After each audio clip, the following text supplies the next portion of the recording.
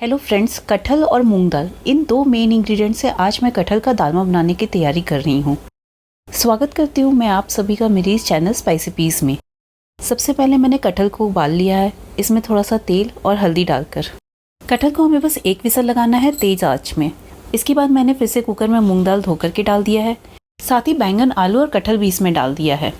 कटहल को उबालने के बाद इसे हमें ठंडे पानी से धो करके फिर ही कुकर में डालना है। इसमें हम थोड़े से मसाले डालेंगे जैसे कि हल्दी, नमक और तेज़पत्ता। इसके ऊपर मैंने पहले से यहाँ मैश किया हुआ अदरक भी डाला है। इसे भी हमें एक सीटी लगाना है हाई फ्लेम पर।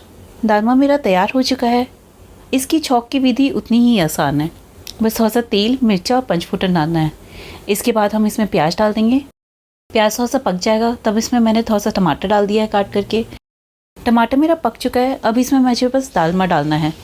दालमा जब उबलने लग जाएगा तब इसमें मैंने थोड़ा सा जीरा और मिर्चा का पाउडर डाल दिया है और ये मेरा टेस्टी सा दालमा तैयार हो चुका है।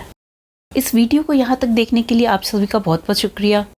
अगर आप ये रेसिपी बनाए हो तो प्लीज़ कमेंट पे ज़रूर बताइएगा कि कैसा बना। वीडियो आपको पसंद आया हो तो लाइक, शेयर और सब्सक्राइब ज़रूर कर दीजिएगा।